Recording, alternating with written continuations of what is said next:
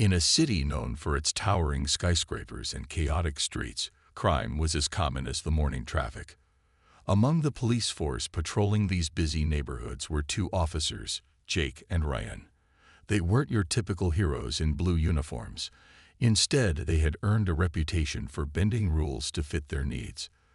To them, their badges weren't symbols of service but tools to exploit those who seemed powerless. They often targeted people they thought wouldn't fight back. Immigrants, the poor, or anyone who looked different from them. One evening, as the sun dipped below the horizon and painted the sky orange, Jake and Ryan found themselves cruising through a quieter part of town. This area wasn't usually on their radar. It was too clean, too calm. But tonight, something caught their attention. A sleek black luxury car glided past them, its polished surface gleaming under the dim streetlights. The driver was a black man dressed sharply in a tailored suit, exuding confidence.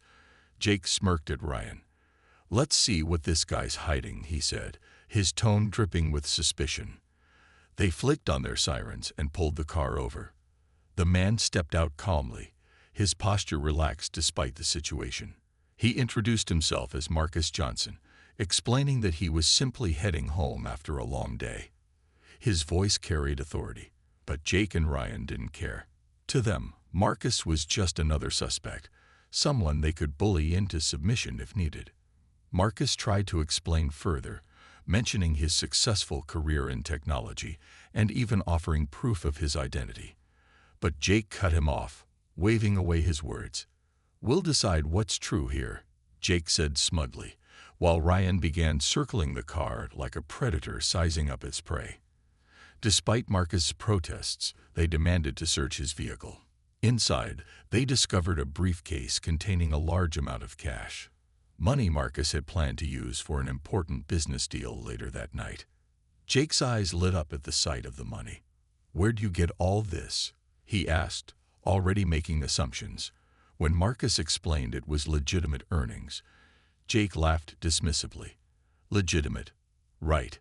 He exchanged a knowing glance with Ryan. Both men shared a silent agreement. This was an opportunity they couldn't pass up. What Jake and Ryan didn't realize was that Marcus wasn't just some random person unlucky enough to cross their path. Unbeknownst to them, Marcus was no ordinary businessman.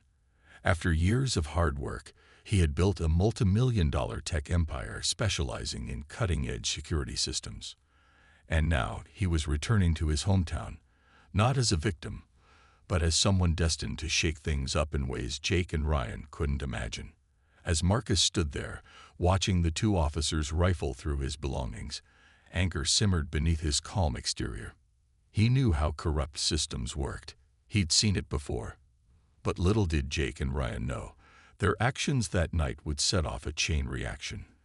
One that would change not only their lives, but also the entire police department. For Marcus, this wasn't just about stolen money. It was about justice, accountability, and proving that no one is above the law, not even those sworn to uphold it. As the tension mounted by the roadside, Jake and Ryan grew bolder with each passing moment. The sight of Marcus's briefcase filled with cash had ignited a greedy spark in their eyes. They exchanged quick glances, silently plotting how to twist the situation to their advantage. To them, Marcus wasn't a successful businessman. He was just another faceless target, someone they could manipulate without consequences. "Listen up," Jake began, his tone laced with false authority. "This kind of money raises some serious questions. You're going to have to come down to the station with us, so we can sort this out." Marcus frowned, sensing the trap but unable to stop it. "This is ridiculous," he replied firmly. "I've done nothing wrong. That money is for a business transaction tomorrow morning." Ryan smirked, stepping closer to Marcus. "Oh, we'll let the evidence speak for itself," he said mockingly. Without waiting for permission, he grabbed the briefcase and held it up as if presenting it as proof of guilt. Meanwhile, Jake rummaged through Marcus's car, pretending to search for anything incriminating. When he found nothing suspicious, frustration flickered across his face, until an idea struck him. Reaching into his pocket, Jake pulled out a small bag of white powder, a plant from previous arrests, and casually tossed it onto the passenger seat. "Well, well," he announced theatrically. "Looks like we've got more than just cash here." Marcus's jaw tightened as he watched the setup unfold. He knew exactly what they were doing, framing him for possession of illegal substances. It was a tactic as old as time, yet still effective when used by those who thought themselves untouchable. "You're making a huge mistake," Marcus warned, his voice steady despite the anger bubbling inside him. But Jake and Ryan weren't listening anymore. Their minds were already racing ahead, imagining how they'd split the cash between themselves later that night.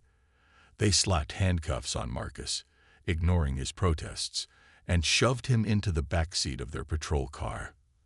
As they drove away, leaving Marcus's expensive vehicle behind, neither officer gave a second thought to the man sitting quietly in the rearview mirror.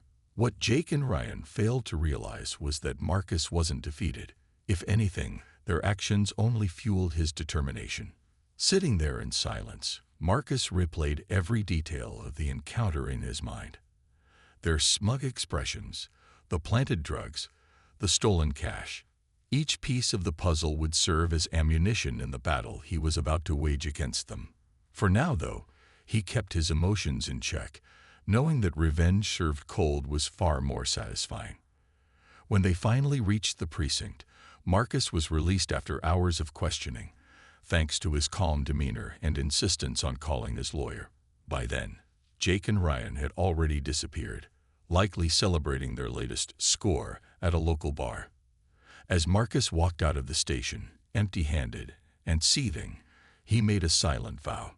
These officers may have underestimated him today, but they would soon learn exactly who they were dealing with.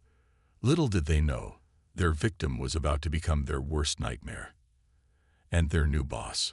For Marcus, the theft wasn't just about the money or the humiliation. It was personal. And when personal meets power, sparks are bound to fly. Marcus knew it was time to tighten the noose around Jake and Ryan. With enough evidence already gathered, he decided to orchestrate a sting operation that would leave no room for doubt about their guilt. The plan was simple yet brilliant. Pose as a wealthy businessman meeting with informants in a part of town notorious for shady dealings. If Jake and Ryan were as corrupt as Marcus suspected, they wouldn't be able to resist the temptation. The setting was perfect. A dimly lit alley behind an abandoned warehouse, where flickering streetlights cast eerie shadows on cracked pavement. Marcus arrived in his sleek black luxury car, dressed impeccably in a tailored suit. He carried a briefcase filled with fake cash, prop money designed to look convincing at first glance, but useless upon closer inspection. Hidden cameras and microphones were planted throughout the area, capturing every movement and sound. Even Marcus's watch contained a tiny recording device, ensuring nothing would slip through the cracks. As expected, Jake and Ryan patrolled the neighborhood that night, their eyes scanning for opportunities. When they spotted Marcus's car parked in the alley, recognition flashed across their faces. It was the same man they had robbed just weeks earlier, the one they thought was powerless against them. A smirk spread across Jake's face as he nudged Ryan. "Looks like our lucky day again," he whispered. They approached Marcus cautiously, trying to appear casual but failing to mask their excitement. "Well, well, if it isn't Mr. Johnson," Jake said mockingly, his tone dripping with arrogance. "What brings you back here? Still carrying around large sums of cash, I see." Marcus kept his cool, playing the role of a nervous businessman. "I'm waiting for someone," he replied, feigning anxiety. "Please, officers, I don't want any trouble." His words only fueled their greed. Ryan leaned in closer, his voice low and threatening. "You know how this works," he said. "Hand over the cash, and we'll make sure you don't have any problems tonight." Jake chimed in, adding pressure. "Yeah, consider it a donation to keep us quiet. Or maybe we should call this in as suspicious activity." He grinned smugly, enjoying the power dynamic. For a moment, Marcus hesitated, letting them believe they had the upper hand. Then, with a calmness that unnerved them, He opened the briefcase to reveal stacks of prop money. Jake and Ryan exchanged greedy glances, their focus entirely on the cash. They didn't notice the faint hum of surveillance equipment nearby, or the red light blinking on a hidden camera mounted above them. Just as Jake reached for the briefcase, backup units surrounded the scene. Flashing lights illuminated the alley, and the sound of approaching footsteps echoed off the walls. Jake and Ryan froze, their faces pale with shock. Emerging from the shadows, Marcus stepped forward, his expression cold and unyielding. "Surprise," he said sharply, his voice cutting through the tension like a knife. "You've been stealing from the wrong person," Marcus continued, holding up the recording device attached to his watch.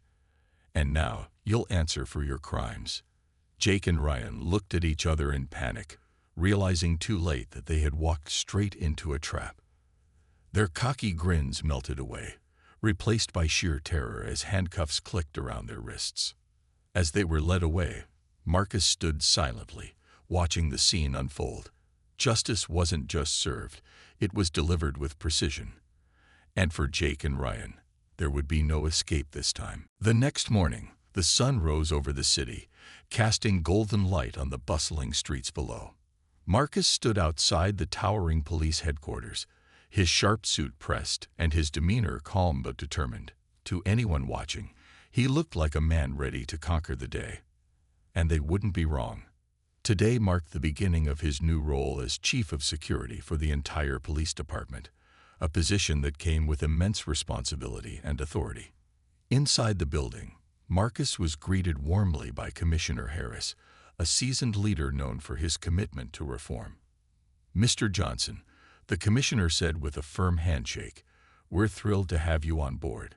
Your expertise in security systems is unmatched, and your vision aligns perfectly with our goals for accountability." Marcus nodded graciously, though his mind was elsewhere. He couldn't help but replay the events of the previous night.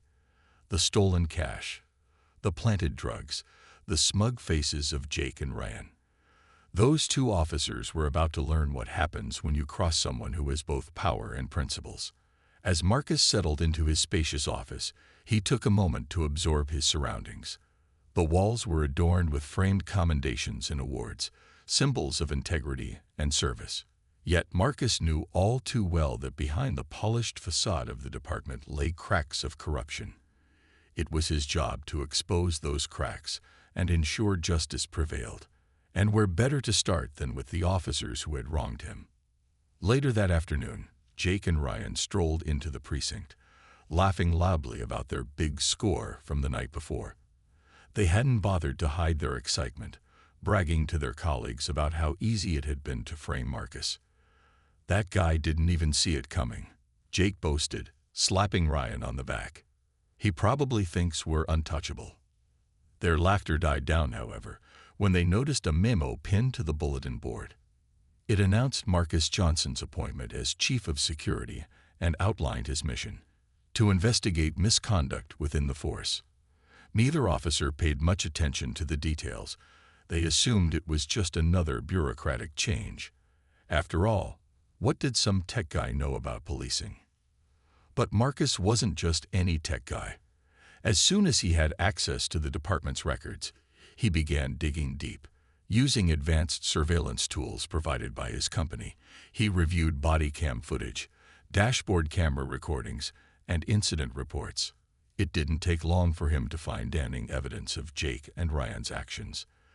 The video clearly showed them planting the drugs in Marcus's car and confiscating the cash without proper documentation.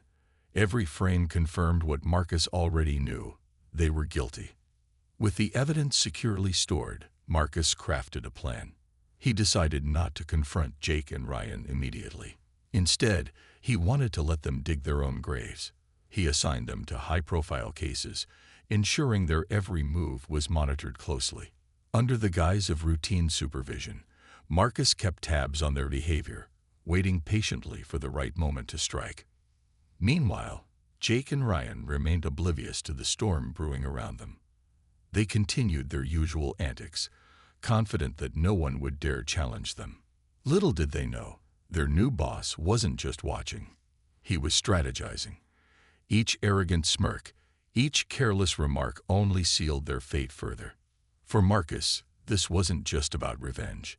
It was about sending a message. Corruption thrives in silence, but accountability demands action. And as chief of security, Marcus intended to make sure everyone understood that no one, not even officers, was above the law. The disciplinary hearing was held in a stark, windowless room deep within police headquarters. The air was heavy with tension as Jake and Ryan sat at the center of the table, their hands cuffed and their faces pale. They had spent days in holding cells, replaying the events of the sting operation over and over in their minds. Each time, they landed on the same conclusion. They'd been played, outsmarted by the very man they thought powerless. Marcus entered the room moments later, his presence commanding immediate attention. Dressed in a crisp suit, he carried himself with an air of authority that silenced even the murmurs of those gathered. He placed a folder on the table, its contents brimming with evidence damning enough to shatter any defense Jake and Ryan might have concocted. Surveillance footage, audio recordings, witness testimonies. It was all there, meticulously documented. Commissioner Harris opened the proceedings, his tone grave but firm. "This is a serious matter," he began. "We are here to determine whether officers Jacob Miller and Ryan Carter violated not only departmental policies, but also the law itself." He gestured toward Marcus. "Chief Johnson will present the findings of his investigation." Marcus stood up, his eyes locking onto Jake and Ryan before addressing the panel. "What you're about to see is undeniable proof of misconduct," he said, his voice steady yet laced with quiet fury. He pressed play on a laptop connected to a projector screen. The footage from the night they stole his money appeared first. Their smug expressions, the planted drugs, the casual way they handled the briefcase, as if it were theirs for the taking. Gasps rippled through the room as the truth unfolded frame by frame. Next came the video from the sting operation. Jake and Ryan's greed was on full display as they demanded the fake cash, their arrogance unmasked. Their voices echoed in the silent room. "Hand over the cash, and we'll make sure you don't have any problems tonight." The weight of their words hung heavily in the air, leaving no doubt about their guilt. When the playback ended, Marcus turned to face the panel. These officers didn't just abuse their power, they betrayed the trust placed in them by the community and this department. They preyed on innocent people, believing they were untouchable. But today, we prove otherwise. Jake tried to protest, stammering excuses about being set up or misunderstood. "That's not how it happened," he insisted, his voice cracking under pressure. Ryan chimed in weakly. "We were doing our jobs. We thought he was suspicious." But their attempts fell flat against the mountain of evidence stacked against them. Even their colleagues shifted uncomfortably in their seats, unwilling to defend such blatant corruption. The commissioner listened patiently before delivering his verdict. "Officers Jacob Miller and Ryan Carter are hereby stripped of their badges and pensions. You will serve 5 years in prison for theft, extortion, and planting evidence. This court finds you guilty on all charges." The gavel struck the table with finality, sealing their fate. As they were led out of the room in handcuffs, Jake and Ryan exchanged defeated glances. For the first time, they truly understood the consequences of their actions, not just for themselves, but for the institution they had sworn to protect. News of their downfall spread quickly, igniting conversations throughout the department. Some officers felt relief, knowing such behavior wouldn't be tolerated anymore. Others grew wary, realizing that accountability had finally arrived. For Marcus, the victory wasn't just personal, it was symbolic. It sent a clear message. No one, regardless of rank or badge, was above the law. And as he walked out of the hearing room, he felt a sense of satisfaction, not because he had ruined 2 lives, but because he had taken a stand for justice. The fight wasn't over, but this was a step in the right direction. Marcus wasted no time diving into his new responsibilities as chief of security. With the weight of authority now firmly on his shoulders, he approached his task with precision and purpose.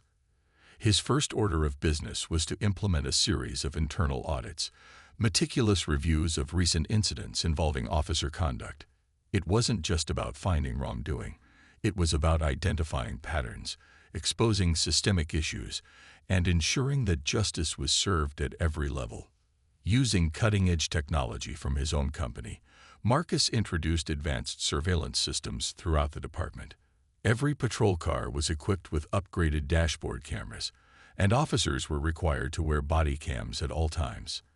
At first, many officers grumbled about the changes, claiming they felt like they were being spied on.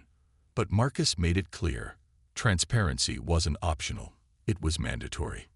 If you've got nothing to hide, he told them during a department-wide meeting, then there's no reason to worry. Behind closed doors, Marcus worked tirelessly, poring over hours of footage and stacks of reports. He didn't need to look far to find what he was searching for. Within days, he uncovered irrefutable evidence of Jake and Ryan's corruption. The video from the night they stole his money was damning enough. Their smug expressions, their careless handling of the briefcase, the deliberate planting of drugs in his car. But what truly sealed their fate was the pattern of similar incidents documented over the past year. They had targeted countless individuals, exploiting their positions of power for personal gain. Despite having more than enough evidence to bring them down immediately, Marcus chose a different approach. He wanted Jake and Ryan to feel a false sense of security, to believe they were untouchable. So instead of confronting them directly, he began assigning them to high-profile cases, tasks that put them under constant scrutiny. Every move they made was recorded, analyzed, and archived. Little did they know, their every action was building an even stronger case against them. To make matters worse for the two officers, Marcus subtly increased the pressure. He scheduled surprise inspections of their vehicles and lockers, always citing routine checks as the reason. He also assigned internal affairs agents to shadow them during shifts, though Jake and Ryan dismissed these measures as mere annoyances. They're probably trying to impress the new boss, Jake joked one day, rolling his eyes. Ryan laughed along, oblivious to the fact that their new boss was orchestrating their downfall. As the weeks passed, Marcus noticed something interesting about Jake and Ryan. They became cockier, bolder in their misdeeds. Perhaps it was because they thought they were invincible, or maybe they simply underestimated him. Either way, their arrogance played right into Marcus's hands. Each reckless decision, each unethical act only added to the mountain of evidence against them. While Jake and Ryan continued their downward spiral, Marcus remained calm and calculated. He knew patience was key. Rushing to expose them too soon might give them a chance to cover their tracks or deny responsibility. Instead, he let the investigation unfold naturally, allowing the truth to reveal itself piece by piece. In the meantime, he focused on implementing broader reforms within the department, earning respect from colleagues who appreciated his dedication to fairness and accountability. For Marcus, this wasn't just about punishing two corrupt officers. It was about setting an example. By rooting out bad apples like Jake and Ryan, he hoped to inspire others to uphold the values of integrity and service. And while revenge may have been part of his motivation initially, it had evolved into something greater, a mission to restore trust between the police force and the community it served. Unbeknownst to Jake and Ryan, their days of impunity were numbered. The trap Marcus had set was nearly complete, and when it finally snapped shut, there would be no escape. The fallout from Jake and Ryan's arrest rippled through the police department like a shockwave. Officers who had once turned a blind eye to questionable behavior suddenly found themselves scrutinizing their own actions and those of their colleagues. Conversations that were once whispered in hallways or brushed under the rug now took center stage at meetings and training sessions. Marcus seized this moment of heightened awareness to implement sweeping reforms, determined to root out corruption and restore trust between the force and the community it served. One of his first initiatives was introducing mandatory ethics training for all officers. These weren't just routine seminars with PowerPoint slides. They were immersive workshops designed to challenge mindsets and foster accountability. Role-playing scenarios forced participants to confront difficult decisions, how to handle a suspect who seemed guilty but lacked evidence, or what to do when witnessing misconduct by a fellow officer. Marcus made sure these sessions weren't about finger-pointing, but about creating a culture where integrity reigned supreme. He also established an anonymous hotline for reporting unethical behavior, ensuring that whistleblowers could come forward without fear of retaliation. Within weeks, calls began pouring in, not just from within the department, but from citizens who had long felt powerless against systemic abuse. Each tip was investigated thoroughly, and Marcus ensured transparency by sharing outcomes while protecting identities during monthly briefings. Slowly but surely, the walls of secrecy began to crumble. To further rebuild public trust, Marcus launched community outreach programs. Officers were encouraged to engage directly with residents through town halls, youth mentorship initiatives, and neighborhood patrols aimed at fostering dialogue rather than intimidation. At first, some officers resisted, grumbling about wasting time on activities unrelated to policing. But as stories of positive interactions spread, like Officer Daniels helping a stranded family change a flat tire, or Sergeant Lewis coaching a local basketball team, even the skeptics started coming around. Meanwhile, Jake and Ryan's case became a cautionary tale within the department. Their names were stripped from commendation boards, and their badges were symbolically destroyed during a ceremony attended by top brass. Commissioner Harris addressed the assembled officers, his tone both stern and hopeful. What happened here is not just a failure of two individuals. It's a failure of leadership, oversight, and moral courage. We must learn from this. Accountability isn't punishment, it's protection for ourselves, our colleagues, and the communities we serve.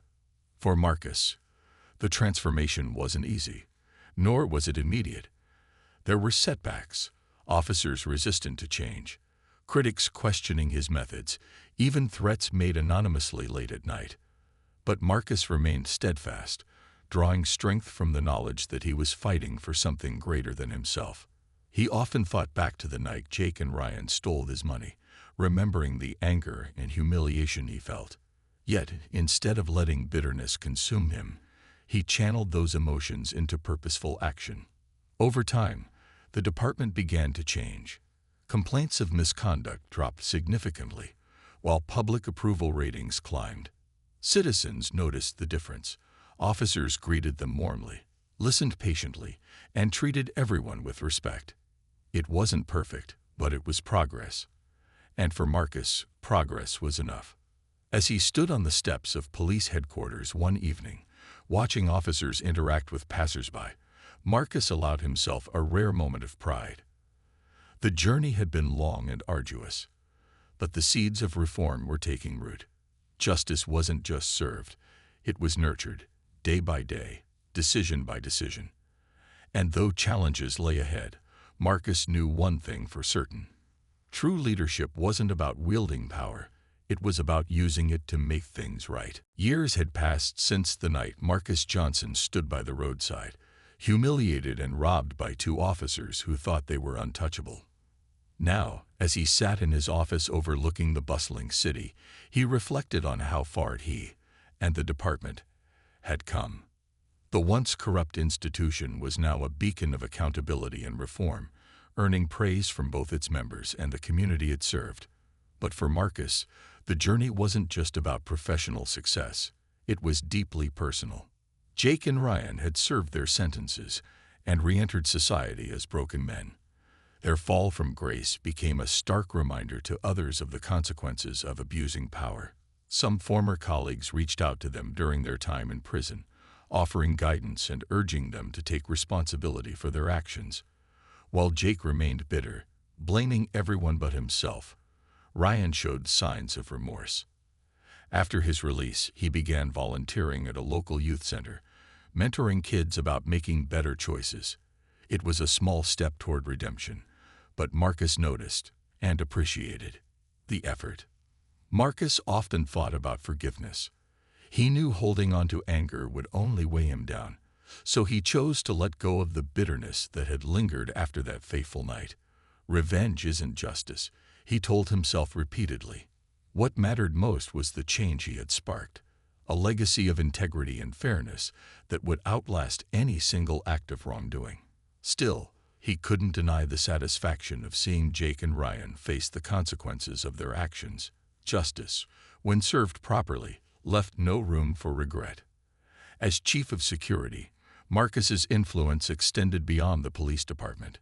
His company's cutting-edge security systems were adopted nationwide, helping other cities combat corruption and improve transparency.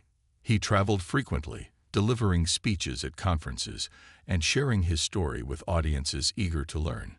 People marveled at how he turned a personal injustice into a force for good, inspiring countless others to stand up against systemic flaws. Back home, Marcus remained committed to nurturing the progress within the department. Every new recruit underwent rigorous ethics training, emphasizing empathy, respect, and accountability. Officers weren't just taught how to enforce laws, they were reminded why those laws mattered. Community relations improved dramatically, with residents actively participating in neighborhood safety initiatives alongside officers. Trust, once shattered, was slowly rebuilt brick by brick. Despite his achievements, Marcus never lost sight of humility. He understood that true leadership meant listening, not dictating, and that every victory was shared.